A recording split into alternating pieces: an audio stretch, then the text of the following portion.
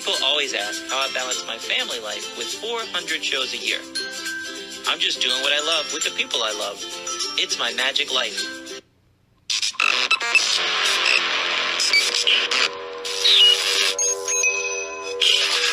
I like Wes Iseli. I like everything about him. All right, on today's episode, we have Dameon, a.k.a. Hal Meyers. This guy is a manipulation magician. He's worked with doves. He does billiard balls. He does silks. He does an amazing stage act. He's performed all over the world.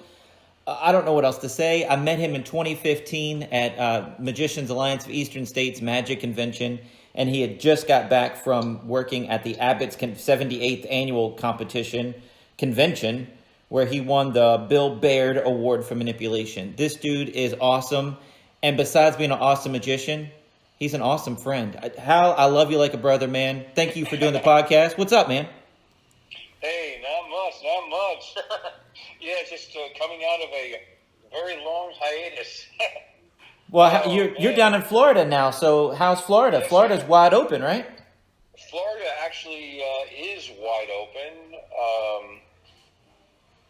I don't know if it should be, but it is. People are starting to gig out, and depending on where you are, some people are wearing masks, some are not. I've been actually doing a lot of music lately, and up until a couple of weeks ago, my music partner and I, we fully masked, the entire time we were performing, singing, etc.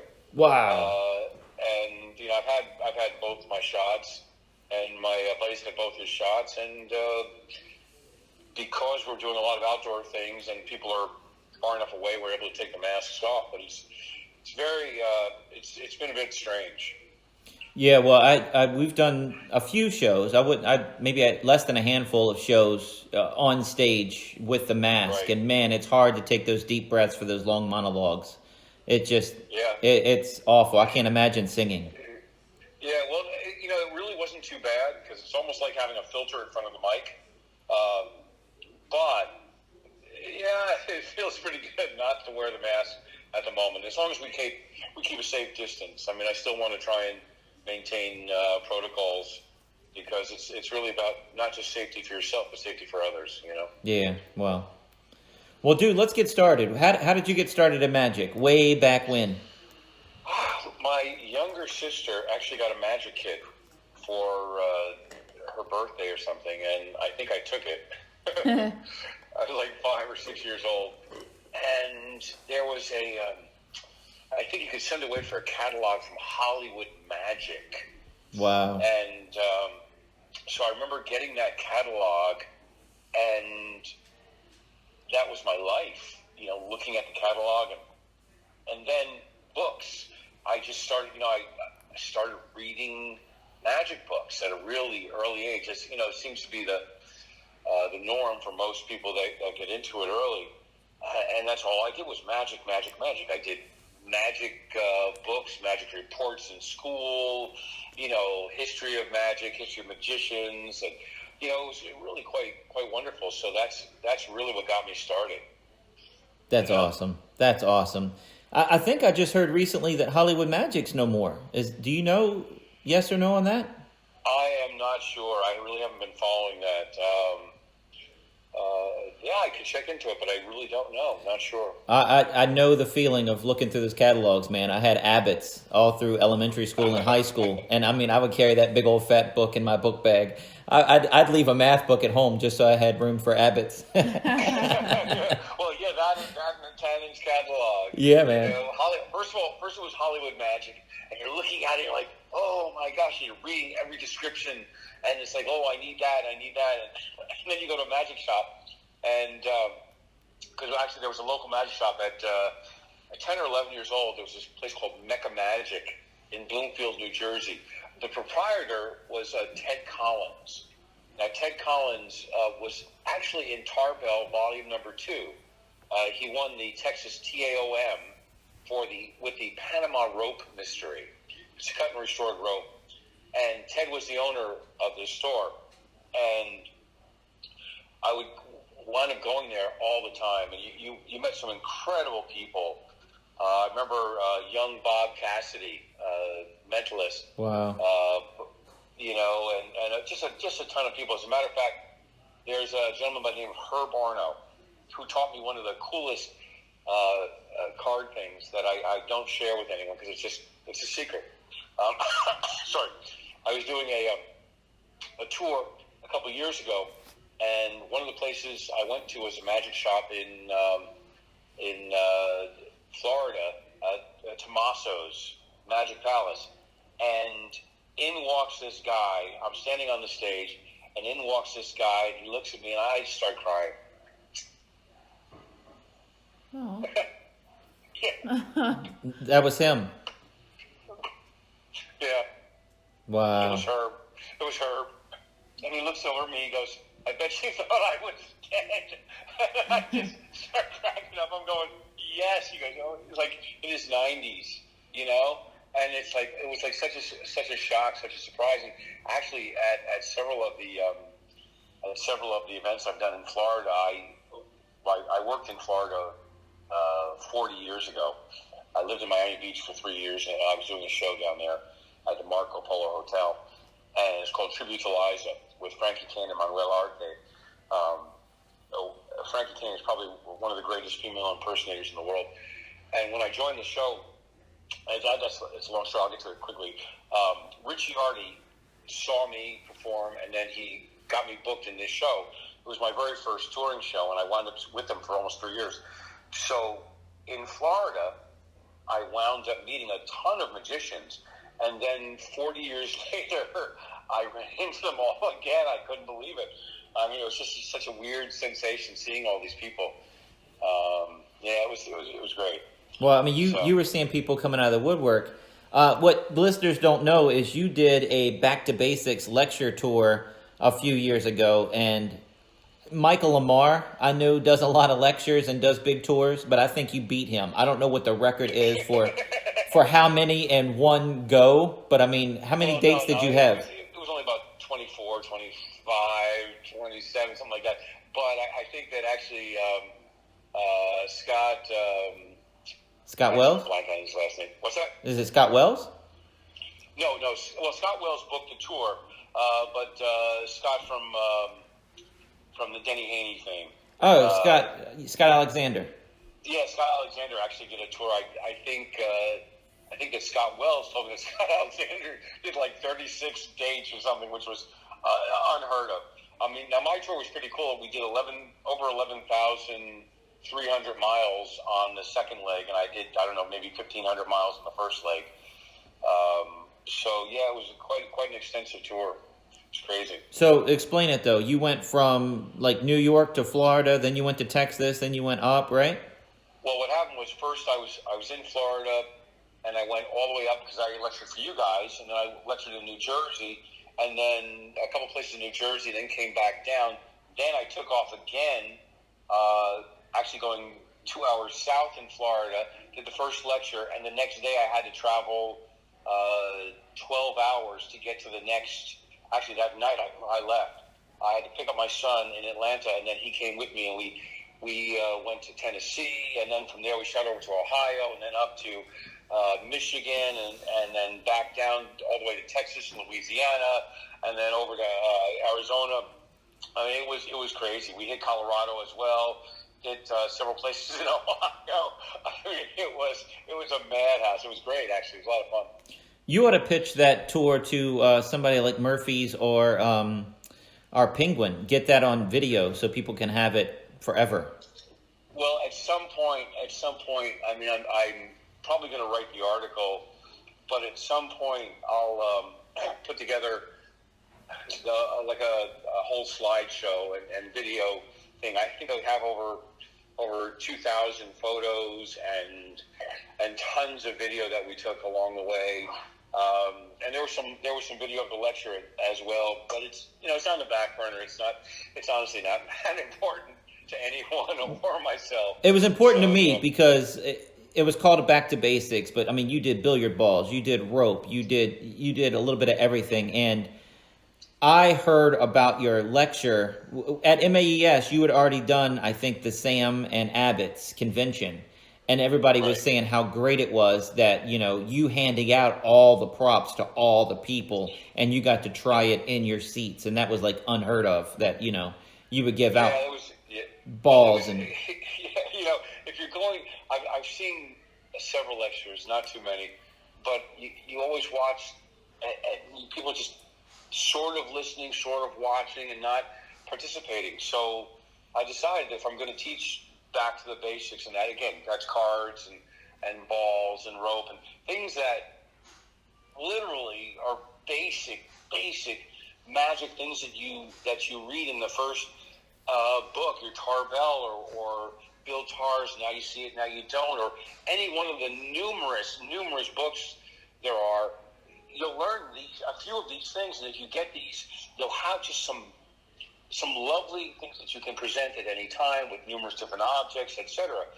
And I realized from the tour that so many magicians don't really know their basics. They go out, they buy a couple tricks, and they get a card that says they're the great, blah, blah, blah, doing magic, and yet they don't have any sleight of hand skills. Right. They don't have anything that says, yeah, I actually, took some time to study and work on it. Now, not everybody can.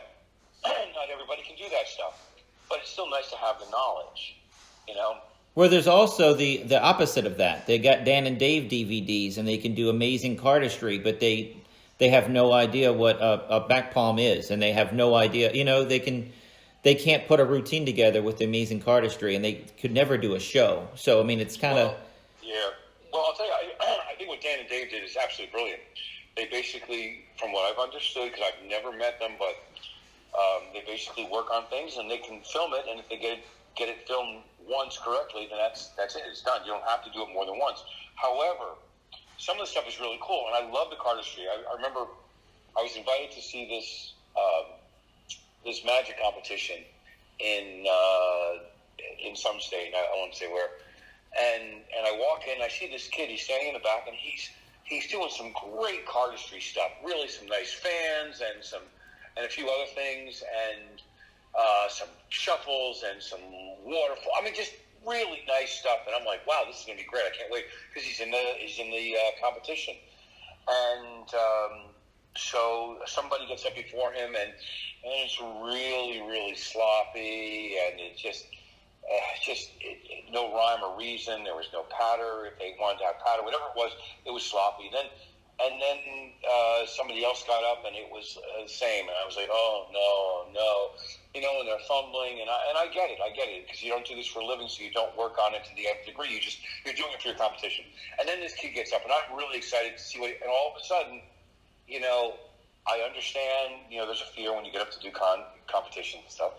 So, and he's shaking, and nothing. There was nothing. He picks up the deck. Nothing. Not one fan. Not one flourish. None of the stuff he was doing in the back to kind of impress people. He couldn't do any of that, and his routine was mediocre at best. There was nothing. There was no presence, no card handling, nothing. And everything that he had done in the back was basically kind of showing off, and he got up in front, couldn't do any of it. And so, the bottom line, I think he got like second place in the competition. Wow. And now he goes around and calls himself an award-winning magician. I'm like, oh no. It takes a long time to do even the simplest of sleights. You've got to work on it, and you've got to put them together. And I'm not saying you have to be flawless, because oh my gosh, I've made more mistakes than anybody I know. But it has to be routined, and it has to flow. And if you can enter a competition, film yourself doing it. Back when we were first learning this kind of thing, and I hung out a ton with Jeff McBride. When I was in college, almost every weekend I was in college, I would hang out in New York City with Jeff, and we were working on manipulation and stuff. And you sit there with a mirror, and you're doing it in front of a mirror, and you're watching it, and now that can create bad habits too. But you really didn't have cameras or video at that time. But, you work in a mirror, and then you show it in front of the other guy. We go back and forth. How's that look? How's that look? How's that look? Did it flash? Did it, nowadays, people go out and they buy a magic trick, and 2 minutes later they're putting themselves online doing it, and they're flashing and they're giving away the whole thing, and they think it's great. It's wrong. It's just so wrong. I mean, it was supposed to be secrets, and there's none of that. Well, and some of these kids, just for YouTube views, are buying a trick just to review it and just to expose it. And, other people are watching those videos to see if they want to buy the trick or not. But it's already been exposed. You're exposing it now. You're exposing it for view's sake. Yeah, there's problems out there with magic, that's for sure. Saying, but with the back to the basics, we were doing things with, like cards, just, back palming. Now, I don't expect everybody to be able to do it, but you should know what it is. And then you take it to another degree where it actually looks more like magic as opposed to actually like you're trying to hide the card. And same thing with palming with a ball. You place it into your hand, and then it should, look like it's being placed into the hand when you're palming it. And so I'd say 96% of the people had no basics whatsoever. yeah, They really didn't. They didn't know how to handle things, and they didn't know how to present, and they didn't understand, sleight of hand. And, when you look at FISM, a good percentage of the time, it's the manipulator or the close-up guy that wins FISM, not somebody doing general magic. The sleight of hand, it just sort of elevates the art, it's so beautiful. That's the only time I've ever cried at a magic show, was watching a manipulation act and the story and everything that went through it. It got to me. It was amazing. Yeah. So Jeff McBride, did you hang out with Jeff Sheridan as well? Yeah, I hung out with Jeff Sheridan a little bit. Jeff and I would hang out with him. Not too much, but I've known Jeff Sheridan for years. And Jeff was he was amazing. He was just so far beyond everybody in his thought process, and his presentations were great. As a matter of fact, from what I understand, and I don't know the full story, but I believe he entered the new invention category at FISM, and he fooled everybody, and they were going to give him the prize, but they wanted to know how it was done, and he wouldn't tell them the secret, so they didn't give him the prize. Wow. Yeah, I can't confirm that, but that's what I had heard at the time. Well, we need to find out. No, I've only read about Jeff Sheridan in the magic books. I've never seen him. Great. Never seen him. Really nice guy. Fantastic manipulator. Great thought processes. He's really super. He was quite special in his day, for sure. So you sent me a bio video. Is there a way that the listeners can check that out or find that online anywhere? Is it on YouTube? No. Okay. Not that I know of. Yeah, no. It was the video I put together was really just to let people know who I was. When Scott booked me on the lecture tour, which was I think 2019. I'll tell you because I actually have this stuff here. Yeah, it was from June 6, 2019, all the way through July 20th, and then one additional date, August 15th. So when Scott booked me on it, and he sent out stuff, a whole promo thing, a package, everything, people were going, well, who is this guy? Who is this guy? And he said, no, this is somebody you really need to see. He's been around. Cause Scott and I worked together at the Magic Island years ago in Texas. And so they were asking questions because I didn't hang out with magicians. I didn't hang out at magic clubs. I didn't hang out at magic conventions. I worked. Right. I traveled and I worked. And so Scott knew me, and he said, well, would you do me a favor? Would you put together a video promo or something? So I created this whole thing with a buddy of mine, and I had my son do the audio, which was basically who was Dameon. So, I thought it was really clever. It was fun. It's funny. It's fast, and it tells you my entire story within like 3.5 minutes. And so I would get to these places. first of all, I would send them the link to it, and I would send them the promo material, and I would contact every one of the people in charge of the clubs. And I sent them this stuff, and, it was great. So Scott was really, really impressed because I did it every day. Every day I said something just to let them know I was coming to their club, et cetera, et cetera. Well, some people were watching it, so they booked it. So I would get to the club, and I'd say, well, who saw the video? Because the video was supposed to be shared with everybody in the club, so they knew who I was. And I'd get there, and, one person would raise their hand, and I went, oh, cool, that's a waste of $5,000. And I realized, no, they whoever was in charge really didn't share it with people, and they weren't taking the time to look at it and or look at the promo stuff. So they really had no idea who I was. The attendance was not what I was hoping for. Now, it was in the summer, and I kept hearing, well, it's the summer. I'm like, yeah, okay, great. If they're going to show, they're going to show. If not, so at one point, after having done numerous lectures and getting feedback that was tremendous. I mean, people said it was one of the finest lectures they've ever seen. And even Scott went and caught it. He actually went out of his way to fly out to catch the lecture. He couldn't believe it, and he was telling everybody about the whole thing. I went to this one place, and I said to the one guy, I said, well, how many people? He said, well, I don't know, he said, you're a nobody, so who knows what's going to... And I'm like... Ouch. And I'm like, what? and my son is looking at this guy, and he goes, yeah, well, you're a nobody, and nobody... And I'm like, oh, wow. Well, it turns out, at some point, if I ever do the lecture thing, it's going to call it the Nobody Lecture Tour, which is pretty funny. It's pretty funny that movie just came out, Nobody. But yeah, I'm going to write a lecture thing on it called the Nobody Lecture Tour. And it was quite insulting because you could see the guy hadn't watched the video, so he didn't know who I was. And he didn't spread the word because I talked to one person there at the end because it was really, he kept saying some insulting things. At one point, my son said, maybe we should just leave. I said, no, we're going to do the lecture. And 7 or 8 people showed up. I said 9 people, I think, maybe. And one of the guys said to me, he goes, I didn't get any information from it. So the guy in charge, because he didn't know who I was or didn't care, didn't reach out to people. And it was a bummer. Yeah. Some of the lectures were really nicely attended.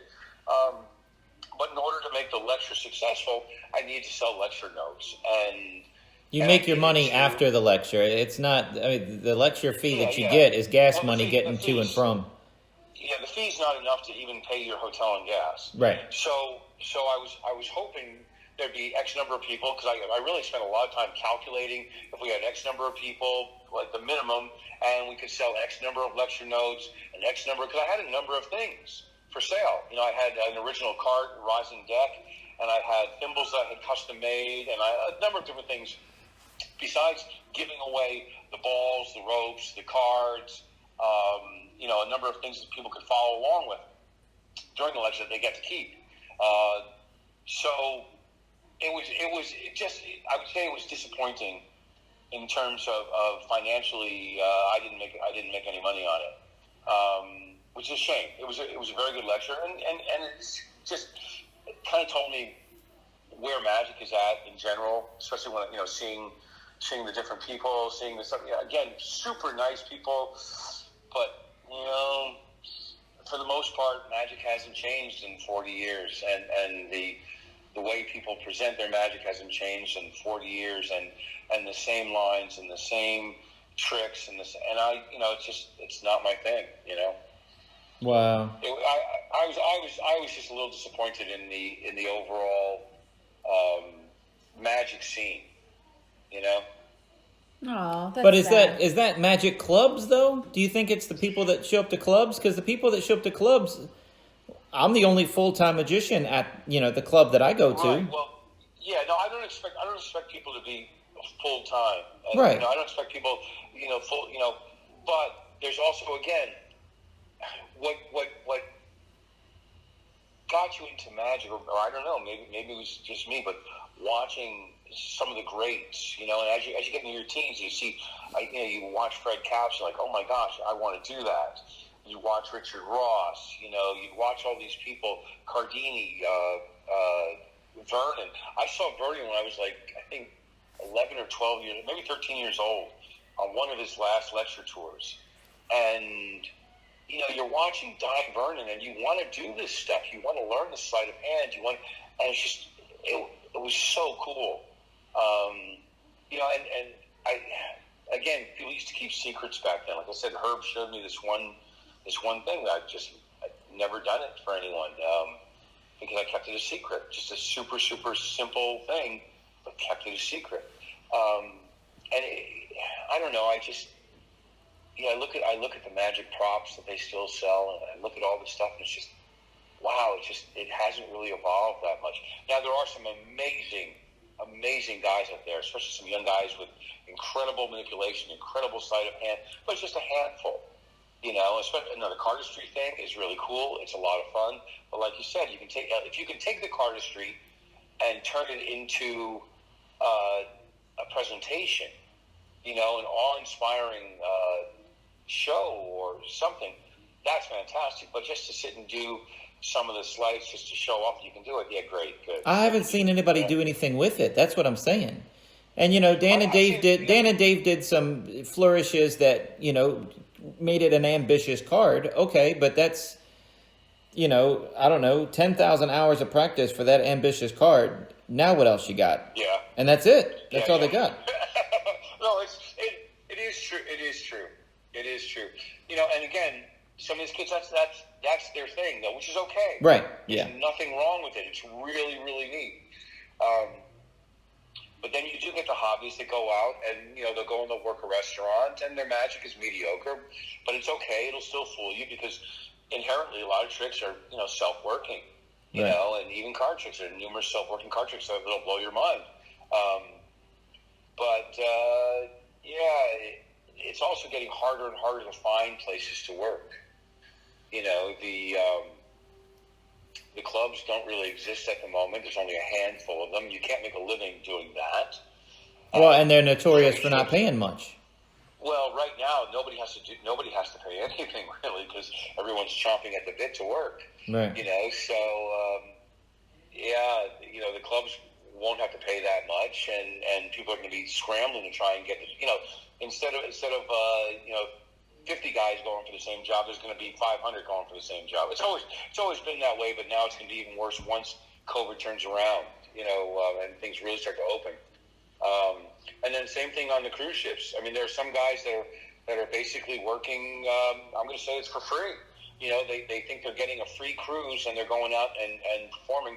I don't know all the details, but, you know, it's not cool. It's not cool because there are guys that make a living, an actual living working on the ships. They're getting paid really good money, but once word gets out that there are those getting out and working on the ships, you know, for a trip, well, it's going to destroy the entire industry. I've heard of face painters and balloon artists doing the same thing. They'll go out once a year and get a free trip, and all they have to do is, you know, 12 hours that week or something. Yep. Yeah, unfortunately, it's just bad. It's just bad for the entire group. I mean, when I did 135 cruises, this is like 38 years ago. I did 135 cruises in a row. That was 3 years of cruising.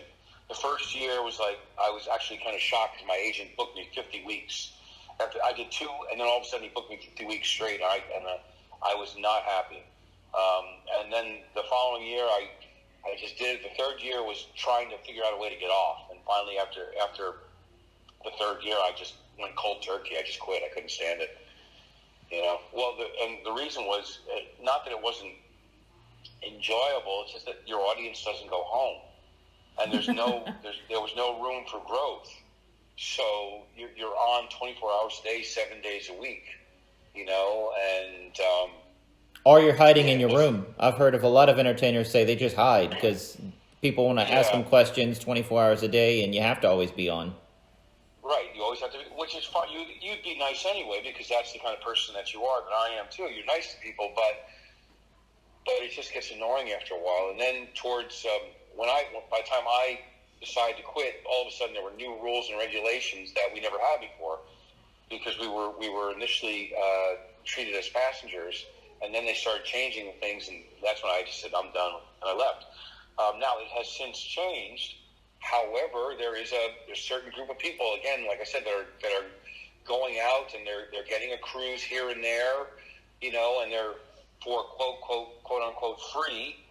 It's not necessarily free, because theoretically you should be reporting it on your taxes. But if you're not getting paid, then the trip is your payment, and you should be reporting that.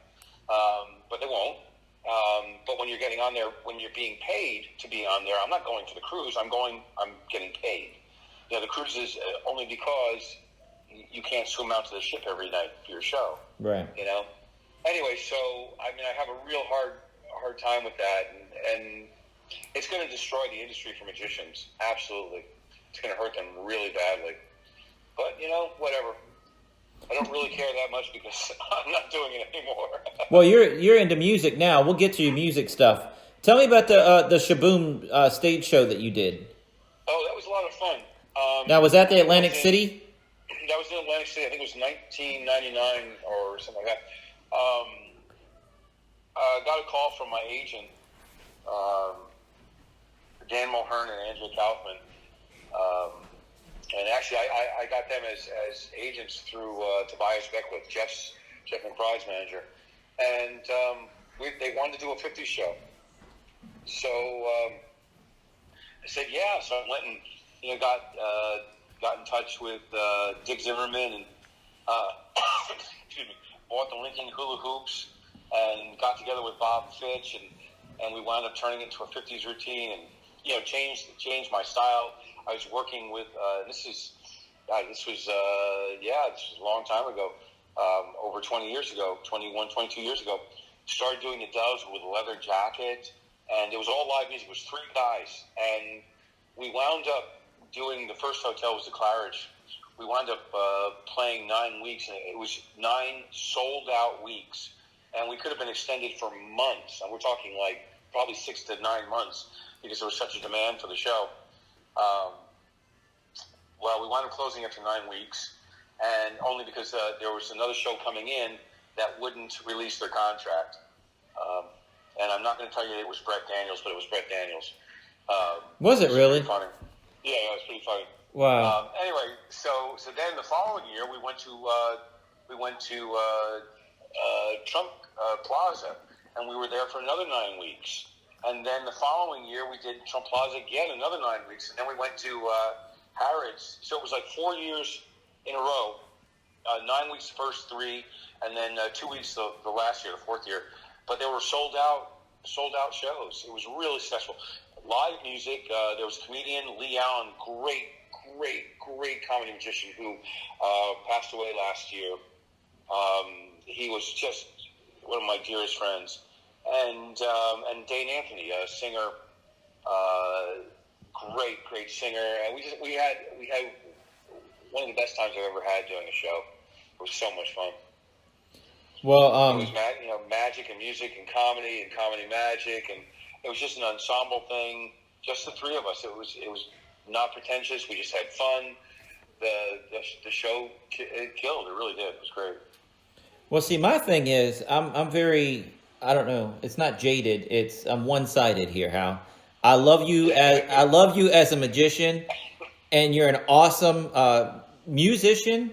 You were in my dining room playing the banjo, and you just call out anything, and you could play it. And you introduced my little girl to the Unicorn song, and she still asks for it on YouTube every once in a while.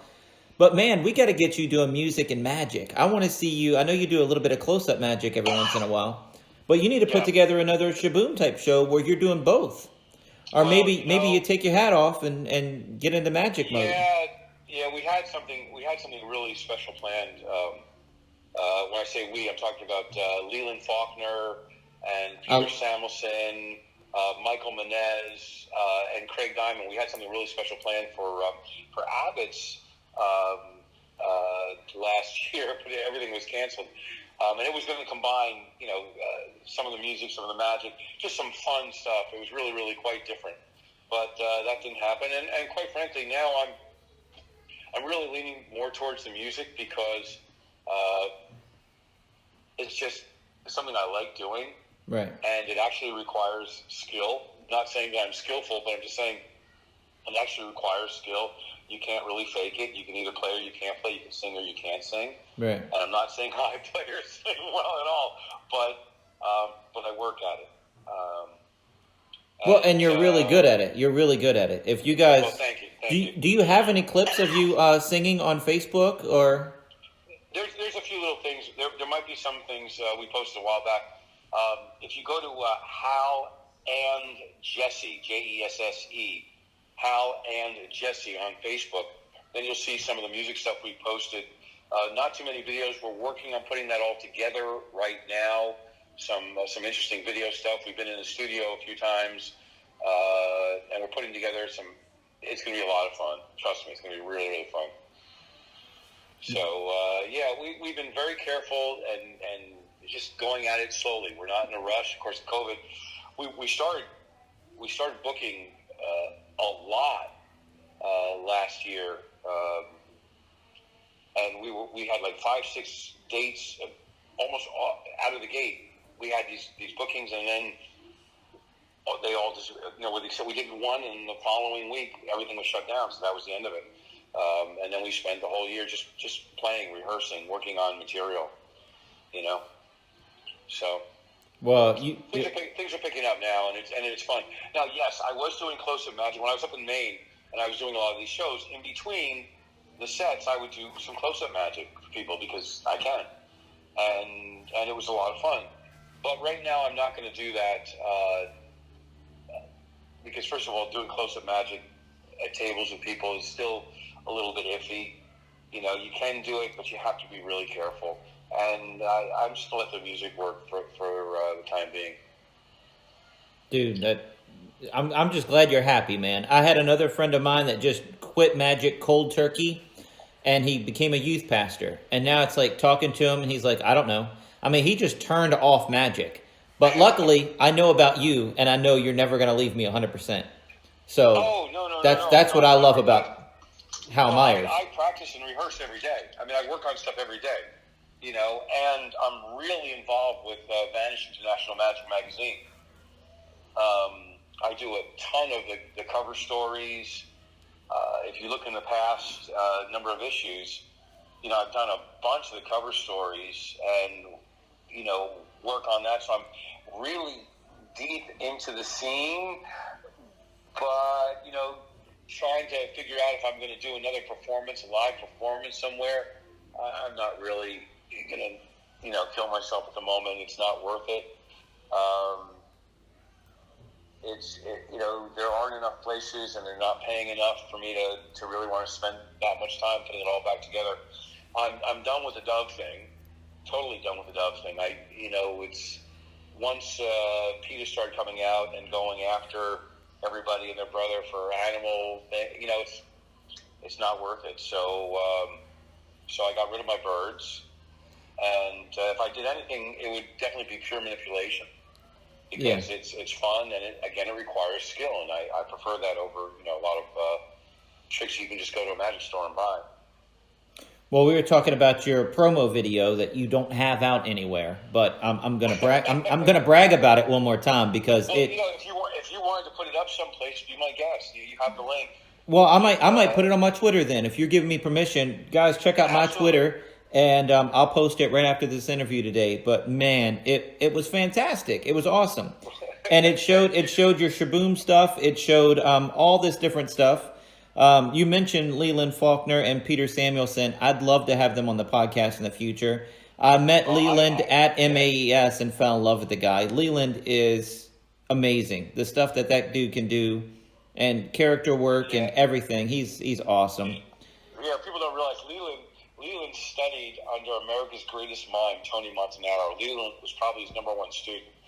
And Leland studied film and directing, and I mean, he's got there's more knowledge. I'm surprised his head doesn't explode. He's got so much knowledge. It's incredible, and he's so good, and he's fun, and he's funny, and he's a great director, and he's a great, caring, thoughtful guy, and just, he does these classes. He does directing, and he works with actors, and he works with magicians, and you would not believe the difference. As a matter of fact, he and Bob Fitch are have offered and had to move it back because of I'm going to say not lack of interest, but monetary issues. People don't have the money to spend on a lot of this. But you got to keep your eyes out when Leland and Bob Fitch is another dear friend of mine put this workshop together. You got to take it. You got to take it. They're two of the finest practitioners of the art of entertainment that you'll ever see. Bob has, Broadway credits and acting, singing, dancing. He's done everything, and he's really quite wonderful and can bring out the best in you. And Leland, the same thing in a different form. Leland's movement and his mime and his directing, finding out who, what, where, when, how, and why. The two of them, oh my gosh, they'll take you and elevate your stuff from good. Even if you think you're great, guaranteed they can turn you into a much better form. They're both incredible. So Leland, and I will actually reach out to Leland and Peter. Peter and I were business partners for years. We had a company called The Magic Source, and we did special effects for film and for commercials, and we did trade shows, industrials, all kinds of stuff. And we did shows. We toured all over doing shows. We had a great time. I talk to Peter all the time, so I'll reach out to him as well. Just great people. And Craig Diamond. I know you met Craig Diamond, who absolutely thinks you're amazing, by the way. Well, he's been on the podcast. I love that man. Yeah. Craig and I met over 40 years ago, and he is one of the nicest people on the planet, probably one of the greatest all-around magicians you will ever meet. He does everything. He can also do 2 hours of stand-up without any magic. I mean, he spent years befriending everybody that he worked with. And it's the kind of thing that he went on the cruises and not only embraced it, but really learned how to, I'm not going to say use the system, but work within the system and work with everybody. And he knows everybody. He knows everyone. And they like him. He befriends everyone. He's such a super nice guy. He just incredible. And he absolutely, we're talking about you actually the other day, and we just laugh on. You're like this. You have taken magic and you have created a marketing regimen that is outstanding. I think you put every other magician to shame with your marketing. The two of you have done the most amazing thing with your family, and you create this marketing thing, and you don't stop, and you're constantly growing. It's blowing my mind. I'm not saying the family's growing, but it did. Like by a factor of like 2 instantly. But oh my gosh, we laugh and go, holy cow, the stuff you do. I think you probably work like 29 hours a day, marketing and your television show and your podcast. And we're just like, oh my God. I said, yeah, it's amazing. So. He definitely has a good work ethic. The thing is, I love what I do, man. And, I could cry right now hearing that you guys were talking good things about me behind my back. Dude, that means the world to me. It means the world to me. It really does. Something. All right, so I won Fool Us, and I gave you that trick before I even came out. I gave you that trick 2 years before it came out, because I love you like a brother, man. You're like my brother. I love you. I love you. I love you.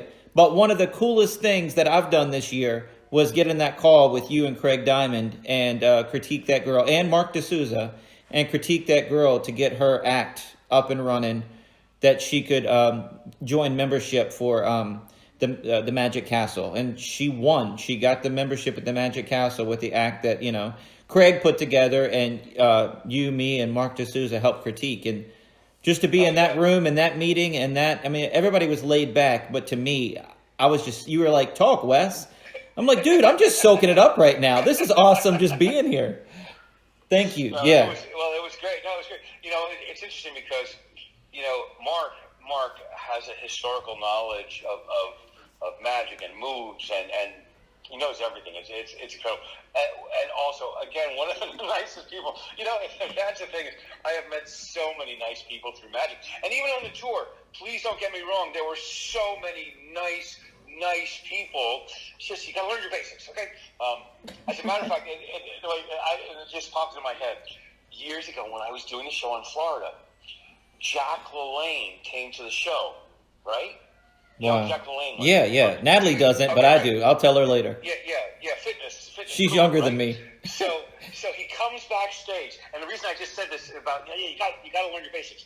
Well, he comes backstage and he grabs my hands and he looks at me and he goes, "You are amazing." And I said, "Well, thank you." He goes, then within a split second, he goes, "But you got to work out." Oh, wow. Just like that. Well, I just started. I was cracking up, and he invited me, and I actually got a membership at the gym that he had just opened in Miami. I was cracking up because it's just like that. He goes, "Oh my gosh, you are amazing, but you got to work out."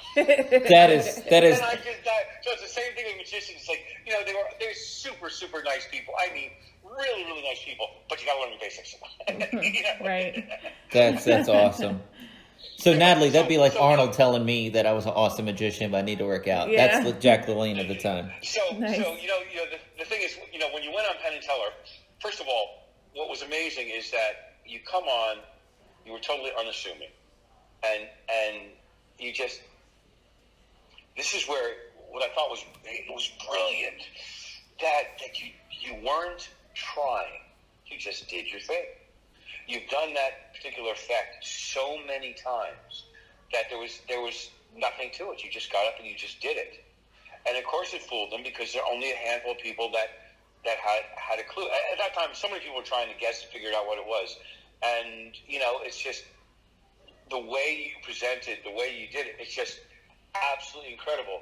And yeah, of course you fooled them. It was brilliant because it was so relaxed and it was so nice. You weren't trying to do a zillion things. You weren't trying to, make something up. You just did something you've been doing for like 1,000, 1,500, 2,000, 5,000 times. You've done that. 400 shows a year since 2013. It was in my show. Exactly. It was in my show in various forms. Yep. Yeah. No, I thought it was amazing, and then I started following a little bit the scuttlebutt online, which is, such and such, and no, that wasn't his, and da da da, and I'm like, you know what? Just shut up. Just say wow, great job, congratulations, and I'll buy one from you. So here's the thing, man. Somebody sent me something yesterday that somebody is selling something that's saying it's my version, but it's cheaper than my trick. And it's not my trick. It's not me. They're selling a thumper to tell you if it's heads or tails. So they're totally making it electronic. You have to have somebody else tell you what it is. And then it's so convoluted, and they're like, this must be how he did it. And it's like, no, that's, no. Now you're depending on electronics, and you don't want that. No. Yeah, well, so many. The beauty of what you did, that's the beauty of what you did, is that it actually requires skill. And I'm going to leave it at that. If they want to find out the secret, then people should buy it. Buy it, learn the secret, and then then you go out and do it 1,000 times. So Penn and Teller are going to be doing it in their show. They're doing a contact-free show right now, so they don't have that trick. Teller wants to walk out into the audience, take snapshots of the audience. I've mentioned it before on the podcast. Take Polaroids of the audience, then get somebody to play the game, and the last person standing is the Polaroid that somebody chose at random. Right. So that's a neat, cool way of doing it. But they can't get out in the audience and get in people's faces and take up-close Polaroids the way he wants to play around. Vinny Grosso's doing the trick in his live show in Vegas. Nice. And there's 3 or 4 other magicians in Vegas that have bought the trick, that have the rights to perform that trick. That I don't, they just haven't opened up their show yet, but it's taken off. I've sold it all over the world, and I'm so happy about it. But hey, Vanish Magazine gave it 5 stars, man. Yes, it did. Yeah, I'll tell you, Paul Romani. Talk about a guy who, you guys work nonstop. Well, I'm sorry, but Paul works nonstop, plus 10 hours. It's like I've never seen anybody. Sometimes he'll message me and go, "Oh my gosh, my computer crashed." And it's like 2 days before the magazine has to come out. Oh. And he has to rebuild the whole thing. And I'm like, oh, my. He says, no, I'll be able to do it. I'm like, oh, man. No, it's a super, super nice guy who's actually really affecting the world of magic in a positive manner. He's, for instance, we embraced, first of all, putting a lot of women on the covers. We reach out to people that nobody would ever know, and it's really a nice thing. We try and promote people, and then we did the whole series on Black Lives Matter. When that came out, we were discussing it, and we reached out to Kevin Bethea and asked him if he would, work on this with us, and he embraced it, and then reached out to the community. And it was incredible. It's a wonderful series on just your fellow magicians that you don't know about, and in reading it the first time, I read Kevin's article, and actually he was our January cover, January 2021 cover. Kevin, his article that he did in, I think it was the May issue. Actually, Craig Diamond was on the cover. I think. No, I'm sorry. It was the July issue because Sarah Fields was on the cover, Sarah and Keith, and we actually switched it, and we asked that it was fine. We switched Sarah to the back cover, and we put the Black Lives Matter on the front cover, because it was such an important article, series to begin, and when I read Kevin's article, I was crying. Kevin was a student of mine, and I had no idea the things he had been through, because he's a black magician, and so many of our fellow magicians have gone through this, and it's like, why? I couldn't believe it, and everybody's story and their feeling and their understanding was so intense. So this is the kind of thing that Paul will bring to the table. To educate and to inform the brotherhood, sisterhood, the fellowship, whatever you want to call it. He really does things that are out of the norm of the normal magic periodicals, so that you'll see what's out there. You'll see, meet people that you don't know. As a matter of fact, the April issue was someone I met in Spain. His name is Jesus Halson. He won Monte Carlo for manipulation in 1976, but nobody even knew who he was here, And he won numerous awards, and he's done theater things. One of the Spanish magicians that you should know about, and he was a friend of mine from over 40 years ago. And I put him on the cover, And it's just tremendous when you read the article. You don't believe these people are out there. You have no idea. But that's what Paul has done. He's just opened the world of magic to everyone with some terrific articles, Nick Lewin and others. It's just great. And it's still free. No, it's not free. I think it was last year or the year before. I think was it last year? Maybe I'm not really sure, but it's $12 a year. Okay, that's free. That's daggone close. And we understand. It was free to begin with. But, it wasn't even paying, he wasn't, with the ad stuff, he wasn't even making enough money to pay for the web hosting, et cetera, all the different things that were required. So we made it $12 a year. And it's an incredible amount of work. I mean, I don't think anyone has any idea the amount of time that goes into it, and, the editing and the paste up and getting the articles in, getting them written. We've got some incredibly exciting issues coming up. For the next year, actually, we've already got all of our covers situated.